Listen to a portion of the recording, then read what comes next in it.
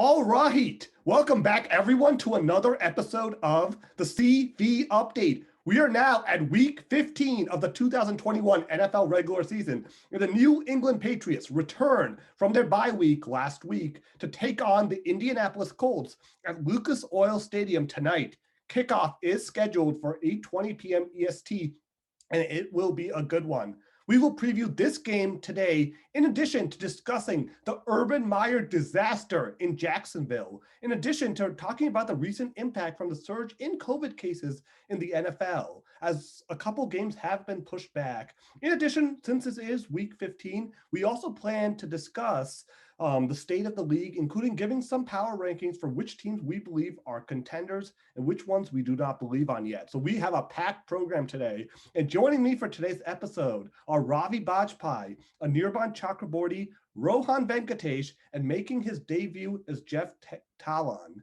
Jeff is a big supporter of the New York Giants, but overall follows the league closely. So welcome to the show, Jeff. And how are you all doing? Doing great. But Jeff, go ahead and introduce yourself. Hey, what's up? Oh, I'm doing great too, and I'm really excited to get started. Yeah, definitely. Welcome to the show, Jeff. So yeah, we're first going to talk about, the Patriots-Colts preview. So basically, the Colts are also coming off the bye week. They are 7-6, and they have been playing a lot better recently. They started the season 0-3. And when we talk about the Colts offense, the number one player is Jonathan Taylor, right? He has been an absolute beast for them this season. 241 carries, league high, 1348 rushing yards, 16 touchdowns, and 36 catches for 336 yards and 2 touchdowns. And actually, the first 3 weeks when the Colts were 0-3, he didn't score a touchdown. Colts were 0-3. Since week 4 in 10 games, he scored 18 touchdowns. So he is an absolute force. And other than that, there's also Michael Pittman, 67 catches for 882 yards and 5 touchdowns. They also have T.Y. Hilton as well. And I forgot his name right now, the other Colts wide receiver who I'm blanking on, Zach Pascal, sorry. But yeah, the Colts have a very good offense. So let's start about this game plan. Who worries you the most for this game? Any of you can start. It's probably got to be the Indianapolis run game, right? I said last week that I was very impressed with the Patriots run game. I did say that the offense probably would need to improve a little bit, but the run game is probably where Indianapolis has definitely much more advantage. They pretty much outdo the Patriots in terms of average number of rushing yards per game. It's not even close. The passing game, I'd say it's a little bit more even.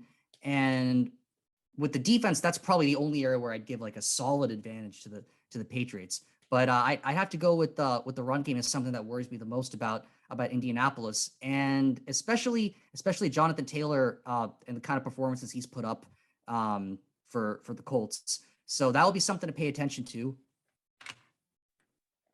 Yeah, I'm going to totally agree. I think the only correct answer is Jonathan Taylor. He's definitely the scariest person coming into this matchup, especially when the Patriots run defense is, overall our defense is a strength, but the run defense is the weaker portion of that. And I think they're really going to try and make this a running game and really put pressure on our run defense.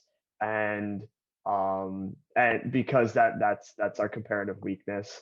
You also saw when they played the Bills, who also have an above average run defense, the Colts were still able to completely annihilate them. So I think that might, their game plan against the Bills might be very similar to their game plan against us. Yeah, and Jeff, just have you discuss your points now. So who do you think is the key player for the Colts in this game? Well, the number one player's got to be Jonathan Taylor, but I think you guys can't really ignore how much of a bounce back year that Carson Wentz has been having. Comparatively from before, you just look at what he did against Tampa Bay a couple of weeks ago, and they lost, but it was quite the shootout. And so you got to balance that run game with keep them honest with some passing. And I think Carson Wentz has really picked it up from last year. No, definitely. He's been great. And Frank Reich, obviously, as the coach, Reich and Wentz were together with the Eagles in 2017, the year Wentz was playing at an MVP level before he got injured. So, yeah, I think for this game, it's going to be interesting. Just some of the key stats from this, overall breakdown. So when we talk about the defense, the Colts defense is okay. The pass defense is actually 12th ranked. They allow 230.2 yards through the air. And the run defense is actually 17th ranked for 111.8 yards through the ground. But the key is their linebackers and their defense. They do have some really good players like Bobby Okereke, DeForest Buckner, Darius Leonard, absolute stud as a linebacker. So they have some absolute like players on defense who are going to cause problems. I could see this being the type of game where the offensive line for the Patriots is going to need to be very sharp because I mean, if you're not careful, then Mac Jones might be getting hit a lot this game. Like, obviously, we know what happened 2 weeks ago. Mac Jones only threw it 3 times. That's not going to be an answer going forward. You can't just Yeah, of course he's got to get hit more because he's going to be playing more. And Damian Harris is actually out for this game, right? I mean, he was the one with the 64-yard touchdown against the Bills on Monday Night Football. It's Ramondre Stevenson now and Brandon Bolden, maybe J.J. Taylor. Maybe we see a bit of him now, right? I mean, I would assume so with Harris out. Everyone sort of moves up one spot. But yeah, I mean, that's going to be the key for me, like sort of balancing this game, because I don't think and this is also indoors, so the wind is no longer going to be an issue for the game. Like, obviously, it was a very unusual situation, but for me, it's going to be the key is going to be kind of just moving the ball down the field, like having Stevenson, but also completing short passes. So I'm expecting to see more involvement for Hunter Henry, not Jonnu Smith as much because he's sort of been kind of on and off, but Hunter Henry and Kendrick Bourne and Jacoby Myers. I'm expecting those 3 to have pretty good games tonight. So yeah, that will be one thing. And the defense, I think the defense is going to have to find a way to limit Taylor. And maybe that's going to be the key for this game, letting Taylor go for 150 yards, but really focusing on limiting Carson Wentz's impact. Bill Belichick is really kind of good at strategizing on this. And maybe the best game plan today is being confident that you can stop Carson Wentz, because the Colts, like Michael Pittman's a good player, so Zach Pascal. These are all like decent players. But for me, the key is going to be, I think you want to force Carson Wentz to beat you, because I think Bill Belichick doesn't really fully respect Wentz in that level. Like, Wentz is a good quarterback, but he doesn't view him at like the top tier levels, like the Brady's, Dak Prescott, even as like when he played him, and Brady, Prescott, and probably Justin Herbert. He probably views him a step below that. So what is going to be the key in this game for that? But yeah, I mean, Anirban, what is your thought? Well, look, I mean, we've all seen what Jonathan Taylor has done the last 2 weeks. Like you mentioned, hasn't not scored a touchdown since week 3, right? But for every brilliant running back season, there's also a brilliant offensive line season. And I think we've seen that as a huge weapon for the Colts. For example, if you look back at the 5 touchdown game against the Bills, or even against the Buccaneers, although they ended up losing, you see consistently that the Colts have the ability to utilize plays with their big linebackers like Mo Alley Cox and Kyle Granson and Jack Doyle, right? It's kind of reminiscent of the Browns in the way how they really use their tight ends for blocking and in a lot of cases, right? A lot of Jonathan Taylor's rushes, whereas the Patriots try to have rushes that kind of where our offensive linemen set an edge that we then kind of run a circular route. Jonathan Taylor has a lot of runs where he just kind of goes straight through the offensive line's gaps. And that's honestly created by a lot of overlaps, a lot of creative movement and uses of the tight ends. So I think that's going to be a really big thing to watch out for. How can Bill Belichick anticipate that? And another thing that's really critical is that we cannot let our defensive ends and linebackers, we cannot allow the Colts to set the edge for us, because if they have the edge set, that's what gives Jonathan Taylor the gaps to run through. And once he's through, he's just so strong and difficult to take down. You see that repeatedly. He's so good at cutbacks. He has the strength to just kind of power through defenders and pick him an extra 10, 15 yards. So I really think that's a big battle that's going to be had. And that means that the big players for today's game, again, are going to be Devon Gotcha, who had like 10 tackles against the Bills, was a really critical part in absolutely shutting down their run defense, right? That's going to be really important as an individual battle. I'm interested to see who exactly will be matching up against the tight ends. It might be Gotcha, and might be another player like Duggar, who returns for us today. We didn't end up missing him that much last week, but or 2 weeks ago rather.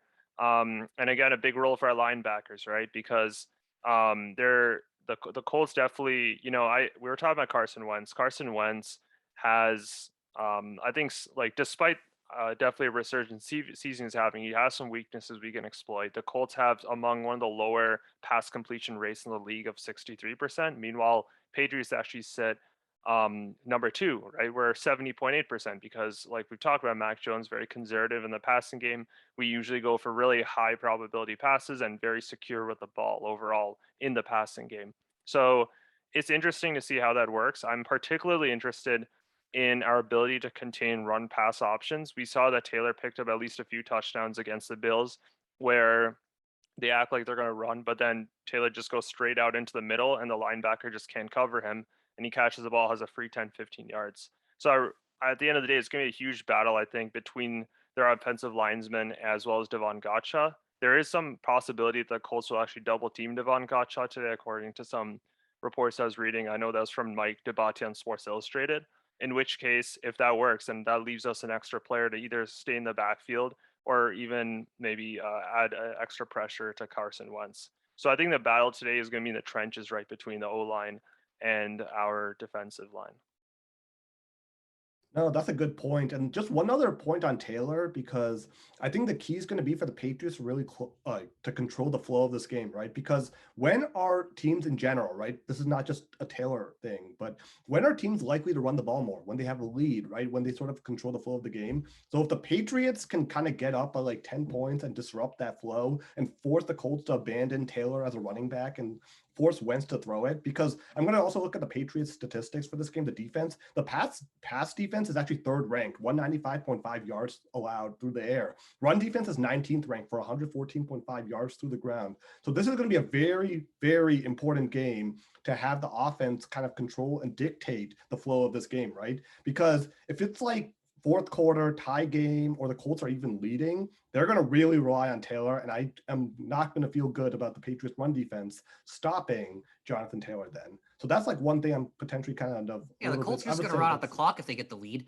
because to prevent, for the Patriots to retain their advantage, they have to know what their disadvantage is. And their disadvantage in this game has got to be the run game, considering how much better the Colts run game is. So to prevent the Indianapolis running game from really getting its foot on the ground, you got to prevent them from getting the lead in the first place. And because as you mentioned, once you get the lead, they're going to run the ball more, potentially just run the clock out. So the key is to jump out all like pretty early and like put up a crooked number early, just to get the Colts out of it, like very out of it early. And of course, the passing game is going to be crucial as well, because Mac Jones, obviously he's going to be like participating a lot more than he did against the Bills. I'd be extremely surprised if he didn't. But getting the passing game is going to be crucial. I mean, that duo of Mac Jones and Aguilar, as it's been gelling in the past, and I'd like to see more of that moving forward. And of course, I mean, on the pass defense, neutralizing Carson Wentz, that's going to be a key task as well. And the keys to the game are to disrupt that passing game is for J.C. Jackson to come up big as he usually does. So those are all elements that I have to see having to come together to really put up a good fight against the Colts tonight. Let's also keep in mind that while the Patriots rushing defense is, kind of middle of the pack in terms of yards per carry and other stats, we allow the lowest rushing touchdowns of any team in the league this season. We only allow 6 rushing touchdowns, right?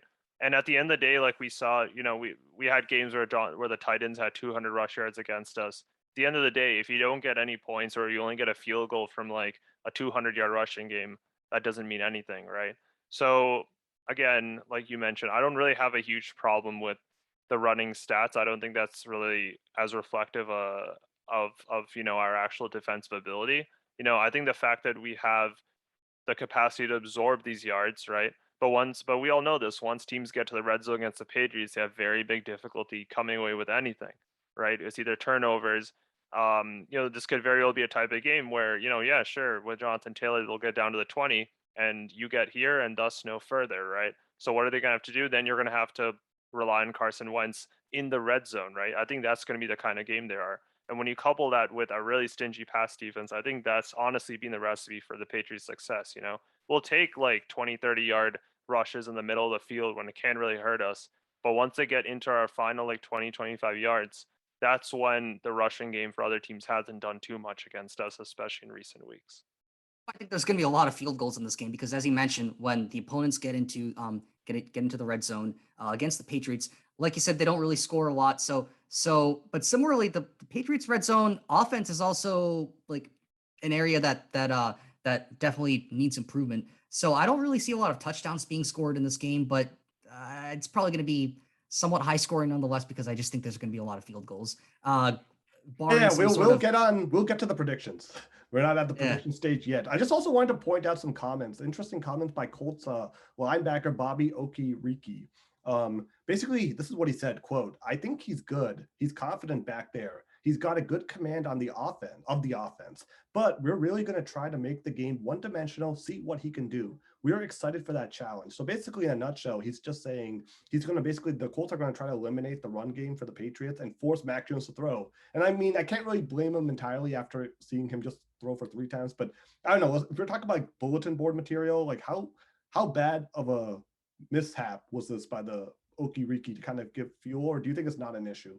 Like Jeff, I mean, it's somewhat of a giveaway, but yeah, Jeff, go ahead. Yeah, I think it's not really an issue at all because I think going into this game without Harris, you know that Stevenson is going to take the brunt load of these runs. And while he is very good at getting that yards after contact and just powering his way through linebackers like they're nothing, to do that over an entire game, I don't know if you can really rely on that. You know what I mean? He's not the quickest, he's not the most agile, but he plays with such strength that, that's got to take a toll on the body over a full game.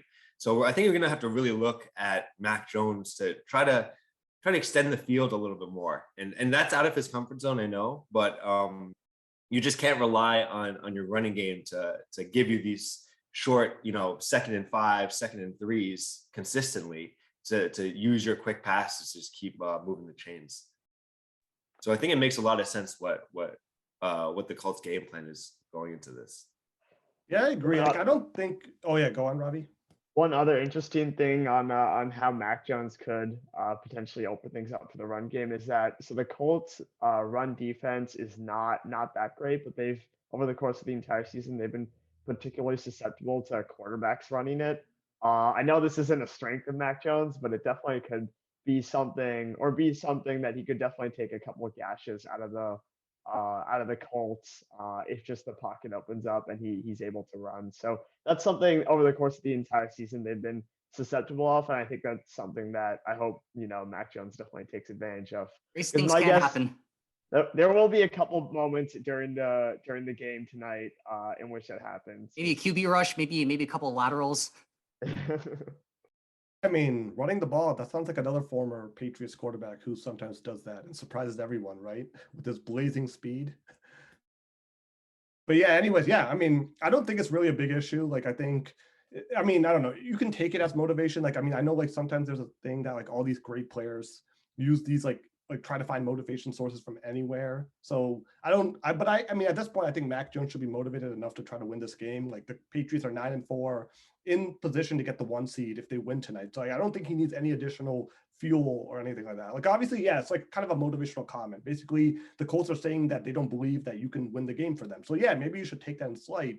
But at the same time, I think the best source is just go out there and do your best job today. And I think he's shown, like, I mean, that's the thing. Like, I mean, the reason I'm not overly concerned from the Bills game is because he's shown, like, the week before against the Titans, he threw for 300 yards and 2 touchdowns. He's had some good performances this season. So he's shown that he can be more than just like a game manager. So that's why I'm like okay with these comments. Like, this is just football and kind of some smack talk. If anything, he was still very respectful for him and complimentary. So it was one of those, like, you have to read between the lines. But so I'm okay with that stuff. Like, I mean, people need to kind of have thick skin anyways in this league. But Nearby, I don't know. I think it seems like all of us are sort of like, it's not going to be a big deal. So do you agree with that? Or do you see like any additional fuel for Mac tonight? Like 500 yards. Does he get angry, throw for 500 yards, set a record, something really crazy? Yeah, I mean, I don't know. I don't really read too much into it. And I don't think it's really a surprise. Like, I think it's a pretty much open secret in the league that the Patriots will run the ball if they can get away with it. So, if we were to say, oh, we're going to try to stop Jonathan Taylor today, I don't think that would create headlines for them because it's obvious. Everyone wants to stop Jonathan Taylor. So, I don't really see that coming. And in terms of motivation, I don't think there's been any reasons really to doubt Mac Jones' kind of motivation or like kind of professionalism this season. If anything, it's really been the opposite. And everyone knows how important the next games are for us in terms of seeding, which I'm sure we'll talk about. Like, so yeah, I mean, it's good. Yeah, if it gets them a little fired up, well, that's good for us. But I don't necessarily think it's like, I don't necessarily like think it has to work like that. Yeah. And before we go to the score, Jeff, this is more of a question for you because like unlike the rest of us, you support the Giants, like a different team. So I just sort of wanted to ask you a question because you transitioned from like Eli Manning, right? Like a potential Yeah. Hall of Famer, won 2 Super Bowls. Like he held that position down very well for like what 2004 through 2019. He retired in early 2020. So I just wanted to Yes. like ask you kind of the perspective. Like you transitioned to Daniel Jones, and obviously Daniel Jones, like people have been kind of critical of him. And what do you think? Like, do you think like compared to like Mac Jones and like Daniel Jones, like is there something like do you still believe in Daniel Jones? Like the reason I'm just asking is like, do you think Daniel Jones is a long-term solution, or do you think the Giants need to try to find some answer at quarterback? Like you don't think Jones is the answer, basically. I just want to ask you because It's interesting, right? So the big difference, I don't even think has to do with the quarterback itself. It comes with the surrounding pieces around the quarterback. So Mac Jones was able to get implemented into a system that was functional, and you could truly evaluate his skills and what he brings to the table, because he's not getting hit with 5 to 10 pressures every quarter. So it's tough to evaluate Daniel Jones at the moment. I mean, you clearly see some strides being made in terms of limiting turnovers. Like that was a huge problem in the beginning of his career, and now he still has a couple goofball moments, but manages I think to be more in control of the game. But there's just so little going on in the team that, like, from a win-loss standpoint, can you really put all of that blame on the quarterback? And not to mention the coaching staff has been less than ideal. So I think this year doesn't look like a great year for drafting a quarterback. So it makes sense to give Daniel Jones one more shot before his contract is over, and hopefully build up the rest through the draft, build up the rest of the offense, so that if we do want to move on to a new quarterback in a new direction, they at least have some similar to the Patriots model, a competent offense and a defense that can back up and make sure that games are allowed to be won by a quarterback. No, exactly. Like I think like the offense, like when you say the offense like needs to be better, you're talking about the offensive line, right? Because that's Offensive really line been for sure. that's been awful for a long time now. Yeah, So, and I mean, we have some weapons and some weapons in the receiving game, but I mean, is Saquon Barkley even a long-term solution at this point? It's hard, like it's hard to see. Our tight end situation hasn't been going as well as we thought it was going to be when we got Evan Ingram. So there's a lot of work to be done, and it's hard to put all the blame on the season on Daniel Jones's shoulders. oh yeah, totally. I think Joe Judge is also like, I don't think he's part of the solution. Like he's one of those classic Belichick coaching tree. Like people love to try places from Belichick's coaching tree, and I think at some point they're going to realize that the reason It's really Belichick. yeah, exactly. Belichick is the brains behind, at least on offense. Like I could kind of see, like, I mean, Joe Judge was always kind of questionable because he was like a special teams and a wide receivers coach in 2019. Yeah. And that was like the 1 year Brady really struggled. And like the 2019 his final season in New England. I thought Josh McDaniels would have been a more interesting choice because I think McDaniels working with Mac Jones, that has been very impressive to watch. I've been impressed by him at this point. Like he's definitely Mac Jones has shown improvement. Like all of you guys can admit, like from week 1 to now, like you're seeing a more confident Mac Jones. Like, and that's what sort of happens. Like I think Josh McDaniels has really kind of done a good job, like looking into his strengths and kind of taking those gradual strides. So I think Josh McDaniels probably should have been the guy who the Giants should have targeted instead of Joe Judge. I don't really know how good of a coach Joe Judge is. He seems like, and we're going to talk more about Urban Meyer, but I mean, not to the level of Urban Meyer, but he seems like the type of guy who likes to yell and belittle people, but he doesn't have that resume to back it up in the coaching level. And we will talk about Urban Meyer more coming up.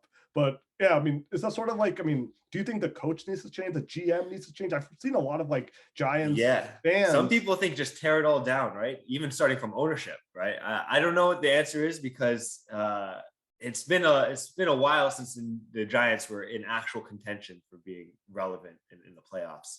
So it's the rebuild has been quite delayed. And it seems like we're starting from square one all over again, which is never what you want to do. The whole point of a rebuild is to have a 5-year plan to build up slowly, and tearing it all down might be the only way to rebuild again. So Kind of like what Arizona did, right, with Kyler Murray. Like 2 years ago, they had the number 1 pick, got Kyler. Now they're like one of the best teams in the league. Like, they're 10-3. I mean, they're technically third in the seed, but I mean, they've like that's kind of like the ideal model, right? Like you want the Giants to sort of follow that trend going forward. So yeah, I think it's just like an interesting thing because sometimes we like sort of complain. Oh yeah, Ravi, did you want to say something? It's also worth noting with the Cardinals, they let's see, they used the first round 10th pick to pick Josh Rosen.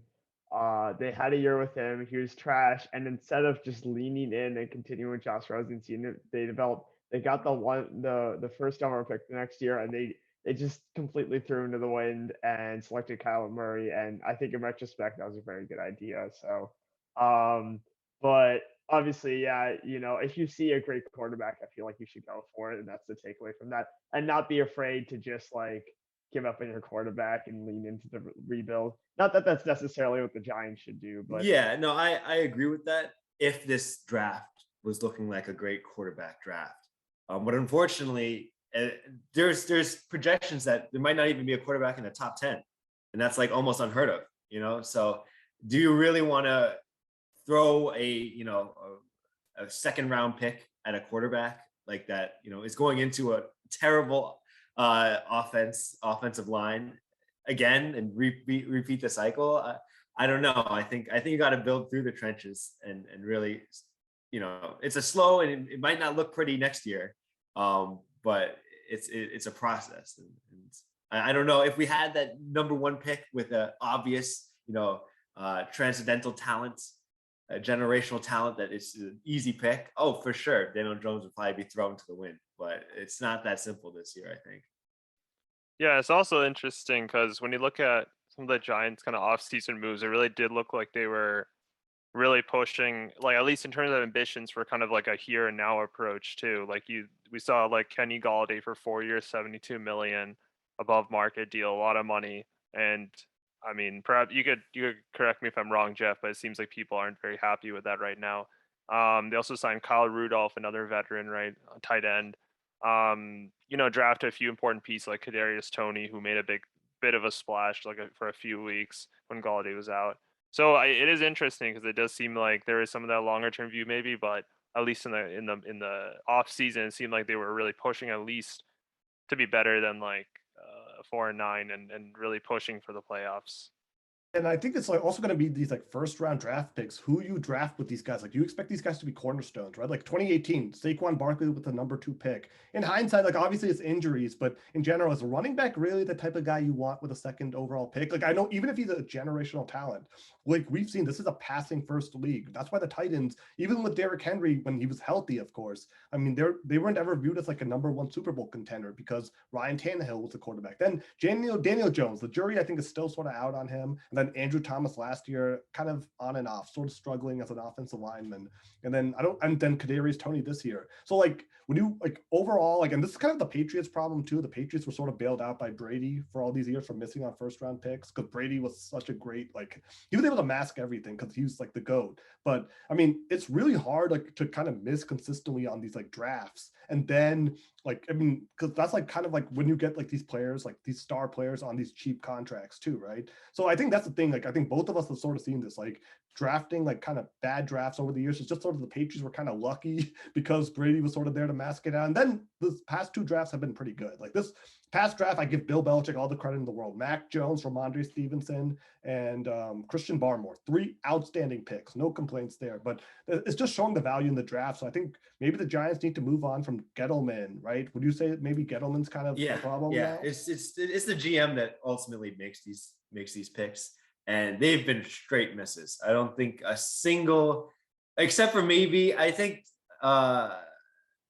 Thomas, he could be a long-term piece. It's tough to evaluate Toney right looks now. Okay from time to time. Kadarius Toney looks like a pretty decent player too. Yeah, but he's a wide receiver, right? So those kind of picks, they look flashy, but they don't really help you build a team, and so it doesn't matter how great Toney is if a quarterback can't survive in the pocket long enough to throw to him.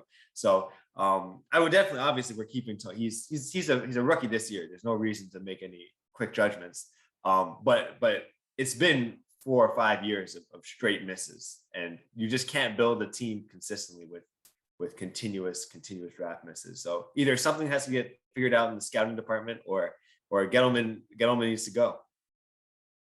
Definitely, yeah.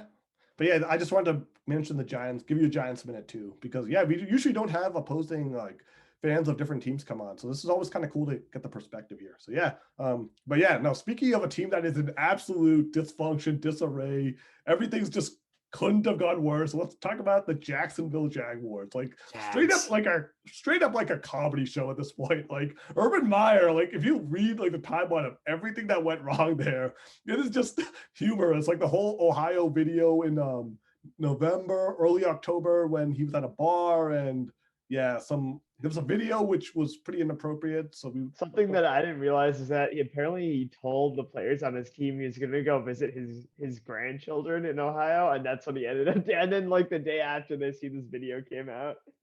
So yeah, I mean, I don't know, just like everything about this guy, like I mean, Pretty bad liar. I mean, kicking Josh Lambo, and then like of course, like I mean, the reports of him calling his coaches losers and defending the resume when he was the one who hired them. So either he did not even know these guys at all when he hired them, just like blindly picked them, or like I don't know what is up with this, but like everything about this guy just seemed off from the get-go. Like he always seemed like that kind of guy. Like I know he had success at Florida and Ohio State as a college coach, but you know, one of these points I think it's like kind of important is in college, the thing is like these are still students. They're kind of like kids at that point, like 21, 22 years old, maybe even 18, 19. And like at that point, like, I mean, you can kind of bully them a little bit more, and they're probably more likely to take it because at that time they're still not financially independent, and they have like the scholarship, like fear, like you can do all that stuff. In the NFL, you can't really do the same thing, right? Like you can't like bully someone who's making like $10 million a year, probably making more money than you are. You can't really go and bully them like that. Like, so it's like, I think it was just like horrible like misalignments that he did. Like, I mean, benching James Robinson, and then like he has no idea that like who's on the field. Like he gives like inconsistent reasoning. Like he benches James Robinson for a fumble, but then Carlos Hyde fumbled and he was back for the next series. So that makes no sense at all. Like everything about this guy just was off from the get-go. And I think it's very good that the Jacksonville Jaguars took the stand, because Urban Meyer signed a 5-year contract. Okay, he signed a 5-year contract. He did not even make it out of year one. He would have gotten fired at the end of the season anyways, right? I mean, it's not like his days were pretty much going to be numbered there anyways, no matter how you look at it. I mean, yeah, but they're still owing him a lot of money. I mean, I think that now they're trying to get away from paying that contract. But just this whole situation was like, I can't think of a coaching situation that was this disastrous. Like probably like, I mean, I don't know. I'm sure you can find some example from like 10, 15 years ago, but like a hyped up, like successful college coach comes in and just completely can't do anything right. Like 2-11, like, and the biggest shock about the Jags is that they got Trevor Lawrence, who was a star in college, and now in the NFL, he's 2-11. That's, I mean, either Trevor Lawrence is really like tanked as a player, but I mean, Trevor Lawrence is not a bad player, because I know that from his college playing days. So I guess this one's on the coaches. So I mean, if you look at it that way, he's not really getting the most out of the team that he's been given. That's a coach's job, and especially when you're standing at 2-11. I mean, that pretty much puts you right in the firing line. In Urban Meyer / Trevor Lawrence's defense, though, that the personnel on that team are also pretty bad. So they're a reason why they got the #1 pick. And besides Trevor Lawrence, I don't think they really changed much year to year. So, but yeah, I agree. Urban Meyer is never, like, in terms of like building a winning culture, I think that was one of his big selling points on having him there. Did not do that at all. It seems like, if anything, it was like quite a hostile workplace. From kicking his kickers and like you said, insulting the people he hired. Like, yeah, it seems really bad, and like then causing distractions with that Ohio video, right? Like that's the type of thing. Like if you're like a 57-year-old married man, like you're supposed to be like a role model to all your like teammates, and then this happens, and then like I don't know, like it was just like probably that was like the first like sign that the Jaguars probably should have like moved on from him. But I could kind of understand like Shad Khan like kind of giving him a little bit of like kind of like, I guess, 1 strike. That was probably 2 strikes, honestly. That video on its own was probably worth 2 strikes, not just 1 strike. And then the next one was, I don't think it was actually kicking the a while for Shad Khan to realize, because he's probably spending more time focusing on Fulham over across the pond.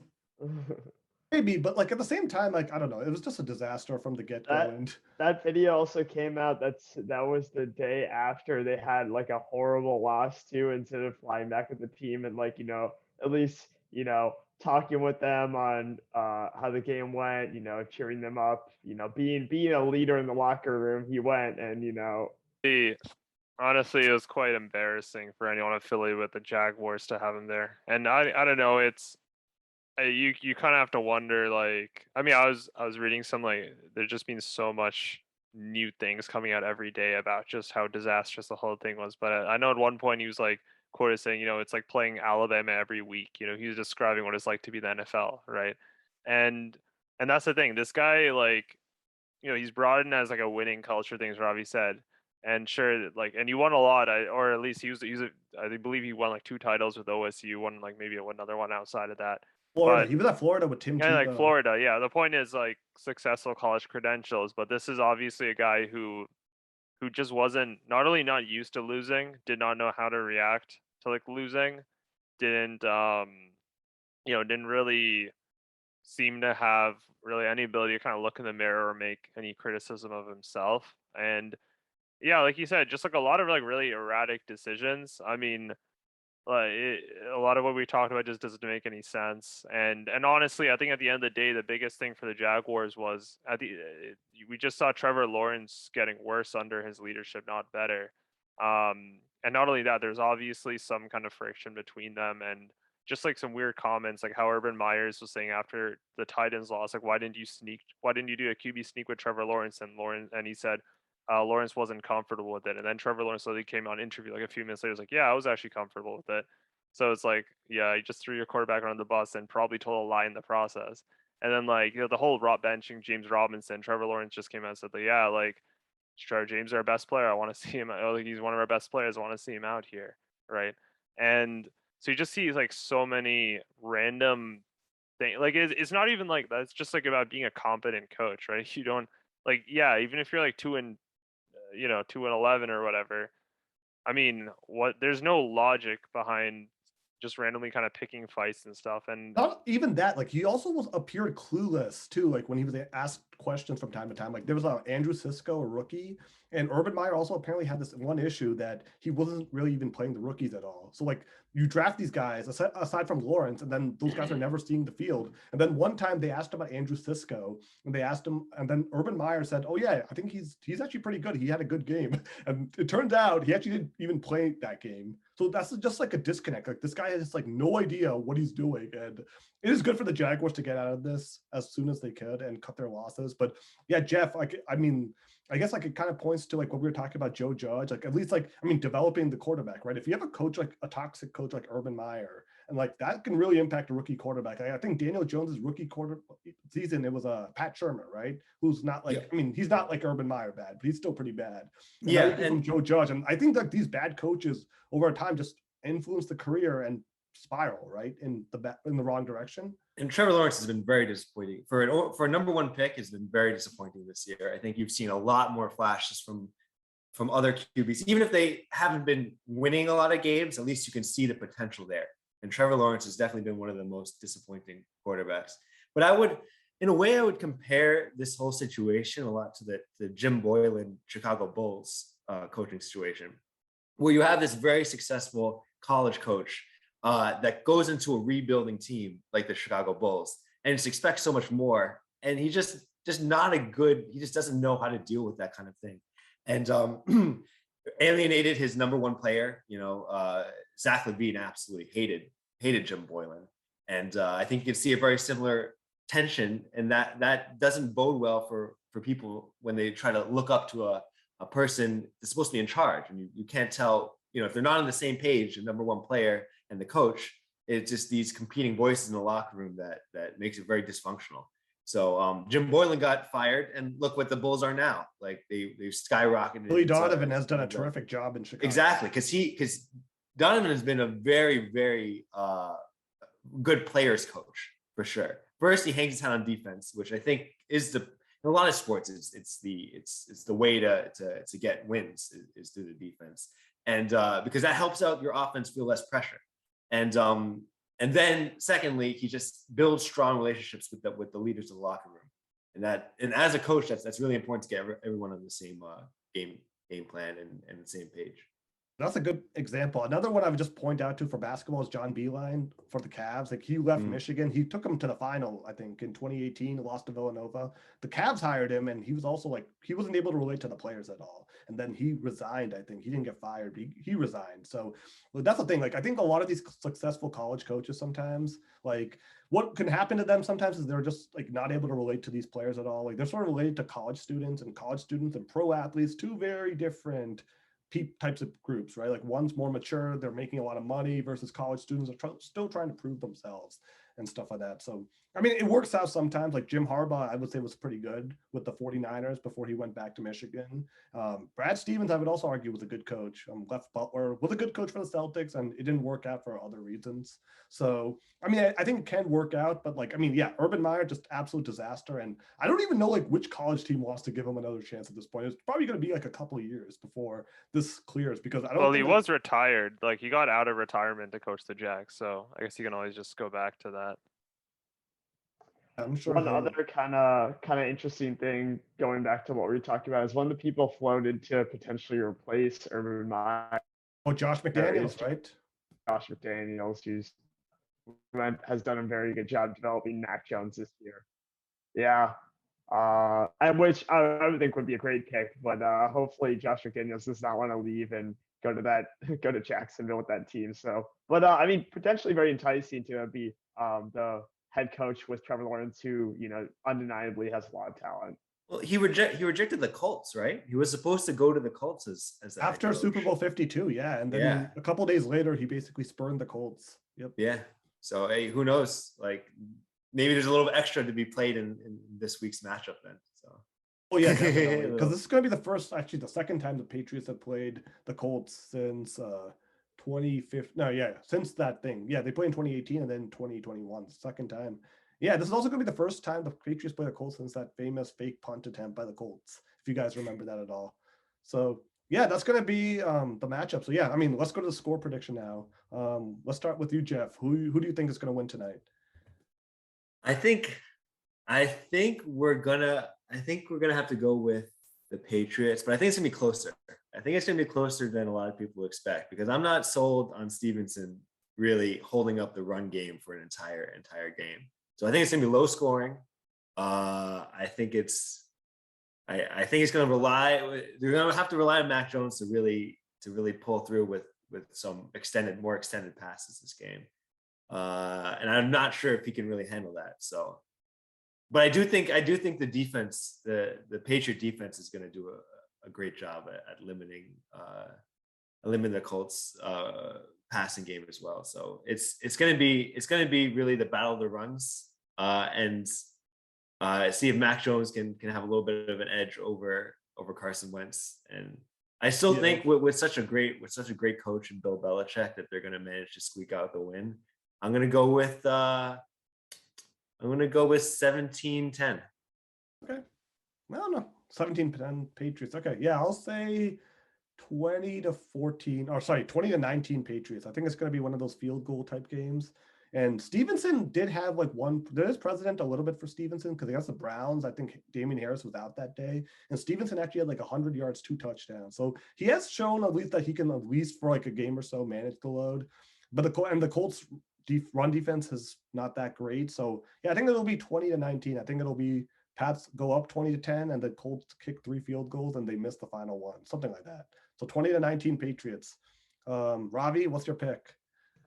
Yeah, I'm gonna go with also similarly kind of low scoring compared to the last couple of games. 20-17 Patriots.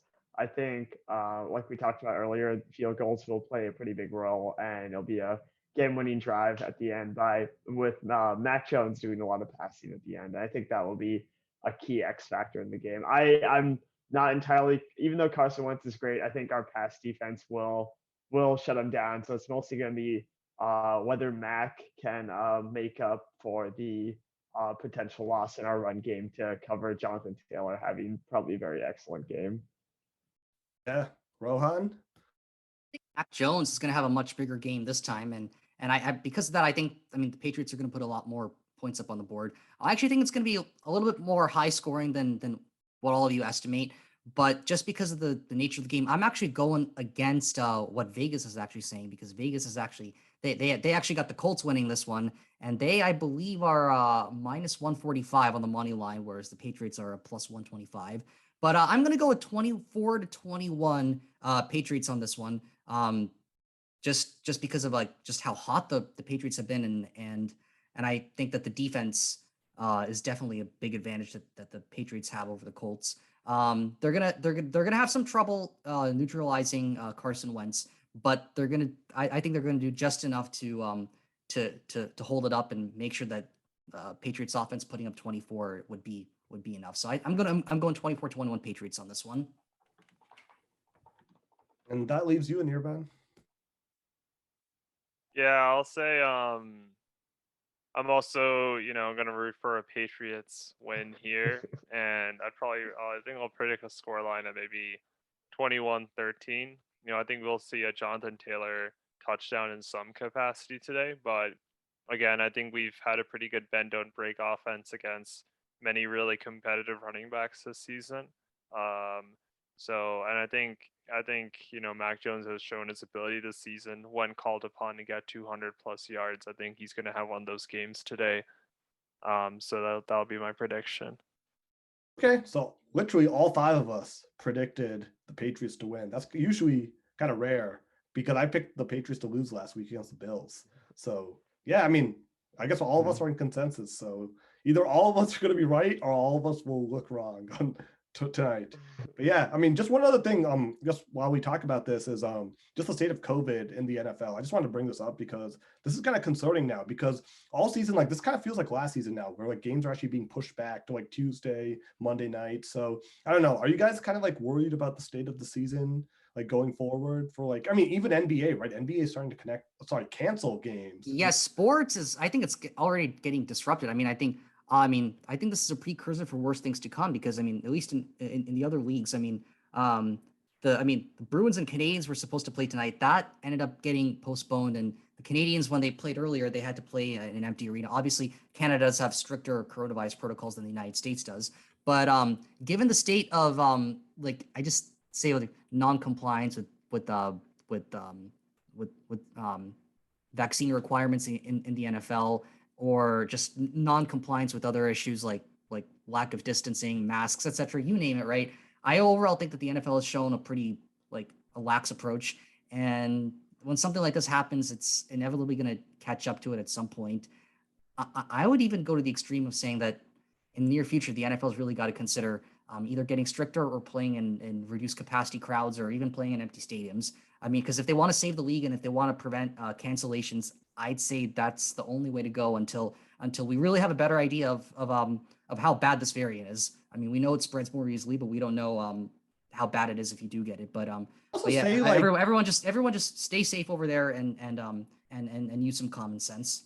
But also say on top of that, also having stricter protocols for those who are unvaccinated. Talking to you, Aaron Rodgers, and others. But yeah, I think in general, I think those who are unvaccinated and at this point have basically shown that they've refused to get the vaccine. There should be stricter kind of guidelines and protocols they have to follow. And I think the NFL at least is doing a good job. If an unvaccinated player tests positive, they have to miss 10 days essentially, and they have to miss the games then. So I think that's a pretty good protocol so far to have. But yeah, I would say I'm a little bit concerned because up to this point, it wasn't this bad. This season, last season, we remember there were games every day of the week potentially, because that's what happened, right? I think the Ravens and the Steelers last season were supposed to play at Thanksgiving night. That game got moved back to the following Wednesday, due to an outbreak. I think Lamar Jackson tested positive for COVID then, so they had to push it back. So I think that's what's going to happen at this point. If those who just are not cooperating, it's going to cause everything to sort of potentially spiral. I don't think it's going to cause any massive delays, but the product is not going to be good, right? If we have to see backups and third strings starting at quarterback, especially in a playoff game. So that would be kind of worrying for me. But that's worrying, but at least that would show that there are consequences if even if star players don't follow protocols. I'm looking at you, Aaron Rodgers. But yeah, if it does mean that we have to watch backups and other people play, it could add another dimension to the league. We could see other players play and make a name for themselves. That's the potential only silver lining I could think about this. But I think right now the NFL's main issue is that they're not showing that they're willing to take a tough stand against players because they don't want to lose their stars, and because of that, the NFL's pretty much had to sit idle as some players flout these protocols. So it's the way I see it. It's either enforce the rules or shut down the league because we're not there yet. But it looks bad, and I think it looks like we're headed in that direction unless something drastic changes. I don't think it's as bad as March 2020, but they got to do something like reduce crowds or something like that, or else I can't help but say that I fear the worst. So I actually think the NFL has done a pretty good job about vaccinating. 95% of league or players are vaccinated, which is so much higher than the national average. So I think they deserve a lot of credit in that. I think the problem is that with the new variant, and this is something that I've been experiencing this week because my sister went to a school that had a huge outbreak where over 90% of their population was vaccinated, and they still had over 1,000 cases in the last week. So I think the problem that the NFL has is that they just have to react to the situation, and breakthrough cases seem even more common with these variant, and they did a great job of encouraging players to get vaccinated, though not all of them. They're gonna stop the spread. And I think Baker actually made a very good point that they should be testing more than once a week, especially if the transmission is so high. Like one week is more than enough time for it to spread to a quarter, half the team. So and yeah, this is gonna hurt the product unquestionably. So. Yeah, I mean, we probably have to go halfway back to, I mean, not as bad as 2020, but I mean, all these relaxing of the rules were based on the notion that lots of people were getting vaccinated, the vaccines were doing a good job, which in large part is generally still Vaccines true. are doing a good job. But with the new variant, I mean, it's less effective. So you can't be as lax as you were, say, before the new variant showed up. But at the same time, it's not as bad as before the vaccines even arrived, where you just had to lock everything down. But I think with some common sense measures, I mean, the NFL can keep the league going, keep the players safe, keep the fans safe. There's still a way to make this work. It's just a matter of are they going to do it or not?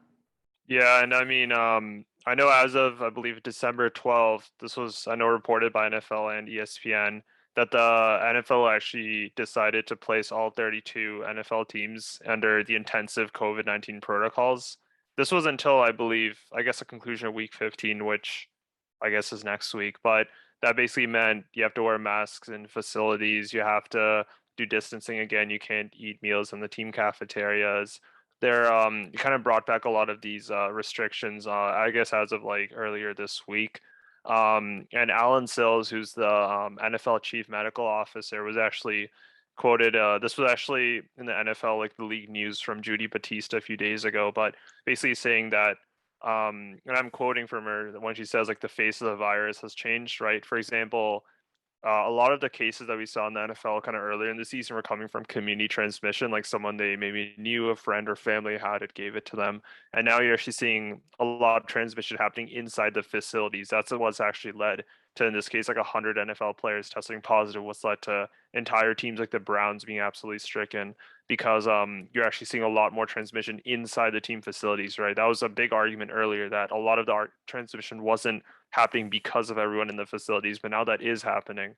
So in that case, I think you have to be kind of like, yeah, you just have to be really careful and react to the scenario, as Ravi's saying. And one thing I will say, like there is a high vaccination rate, 95 in the players. That's true. But I still think at the end of the day, I do feel like the NFL is kind of, and I think it should be critiqued for some extent for kind of dealing with at least a few notable players kind of with kid gloves when it comes to kind of enforcing these approaches, right? Like, for example, the NFL recently made a mandate that all coaches and staff have to get a booster, right? They already forced all their coaches and staffs who work with players to get vaccinated, and now they have to get a booster.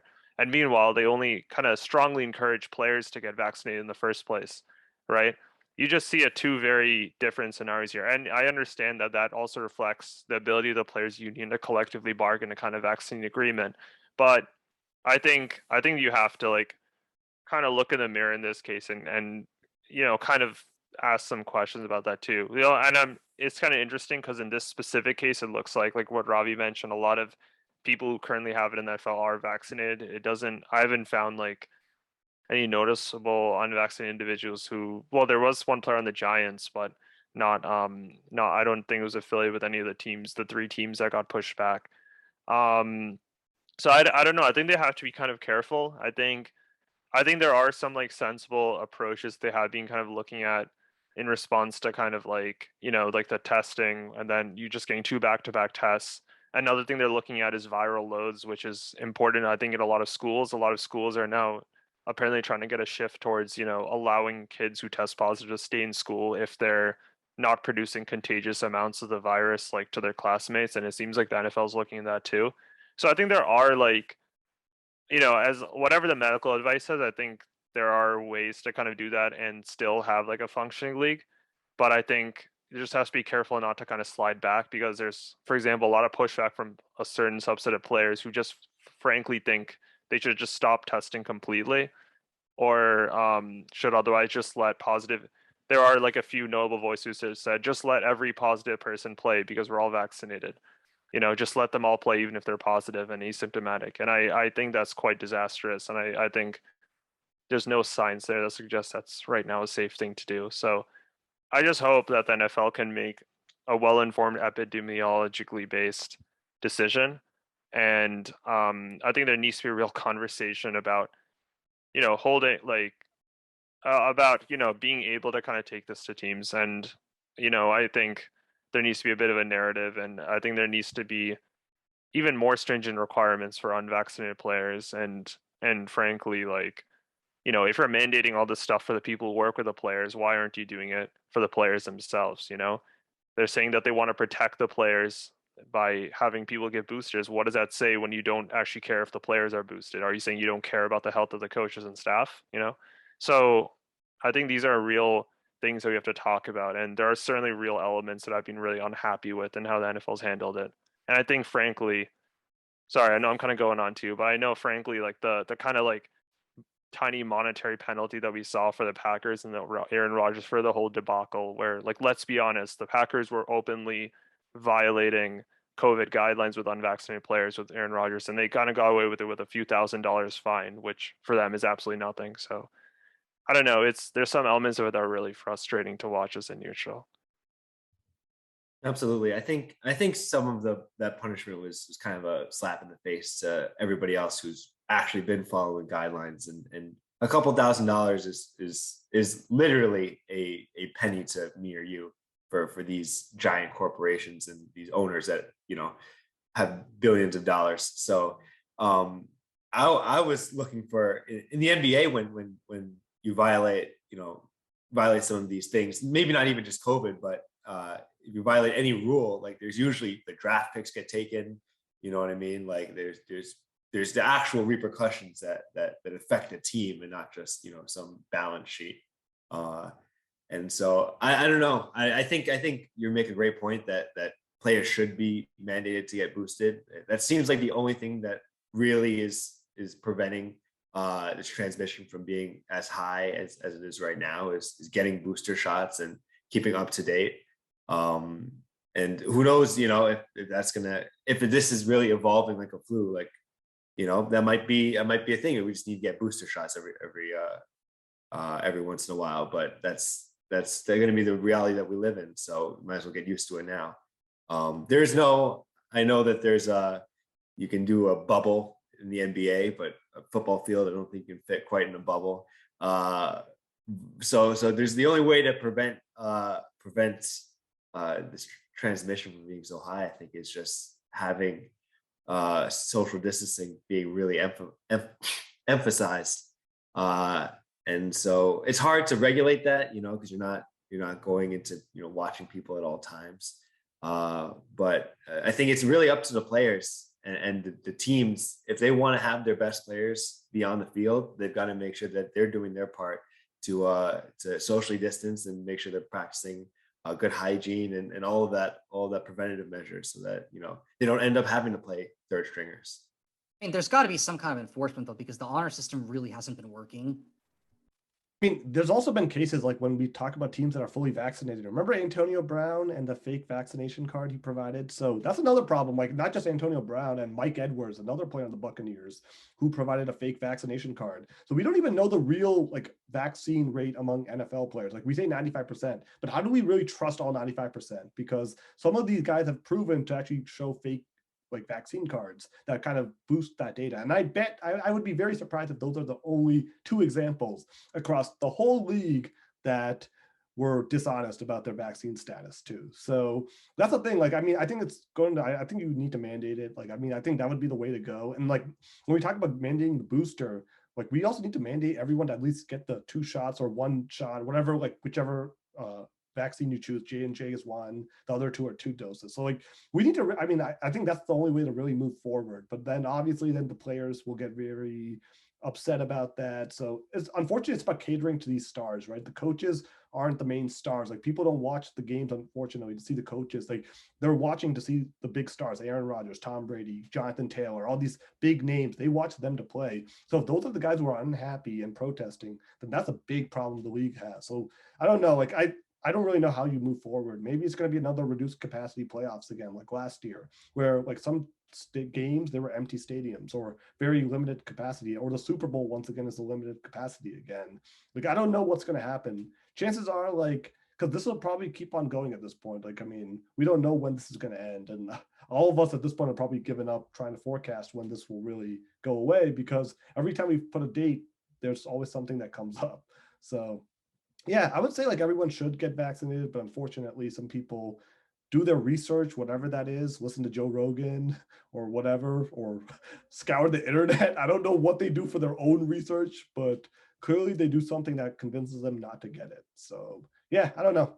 But anyway, we went on to a bigger tangent than I initially imagined. But yeah, for those, I guess, who are listening at this point, just stay safe and do the right thing and get the shot if you haven't already. So yeah, but anyways, yeah, that's going to be it for this week. Yeah, we had a good segment, talked about the Patriots-Colts and the Urban Meyer fiasco. Very entertaining to read about, and I'm very glad that the Patriots do not have this problem within the organization. Even Jeff is glad, with all the problems with Joe Judge, that he didn't have to deal with Urban Meyer. So there's always a silver lining to any fan base. You are not the Jacksonville Jaguars. So yeah, unless you are a Jaguars fan club, and then my thoughts are with you. But do we think the Detroit Lions are being like, oh, at least they're not the Jags? Am I right, Anirban? if I'm a Lions fan, I'm probably like high-fiving each other. Like I'm like, Dan Campbell, I take Dan Campbell as a coach. I like him as a coach. Like he's a very energetic guy. Like, I mean, he cried after the win and dedicating. I mean, that was a really great moment, by the way, as a side too. Like dedicating the win to the shooting victims from that horrible tragedy in Michigan. Like dedicating the game ball and reading the victims' names. That was very touching. So I really like Dan Campbell as a coach. And yeah, we'll see what happens. So I mean, Dan Campbell compared to Urban Meyer. Dan Campbell seems like a great person and like someone I respect as a person. I do not respect Urban Meyer at all. So yeah, I mean, but yeah, that's going to be it for this week. Obviously, a big week for the Patriots coming up tonight. And yeah, we will actually have a special episode tomorrow to do a recap. Usually we don't, but since it's a Saturday game, Sunday, we will be back to recap this episode. Until then, and Jeff, thank you for joining us again. Great having you on. And yeah, we will definitely bring you back to talk some hoops. Yeah, I'm super down. This was a lot of fun. But until then, everyone, please stay safe and enjoy the holidays. But we will be back tomorrow to recap. So we will see you again tomorrow. Have a good one, guys. Peace. Enjoy the game.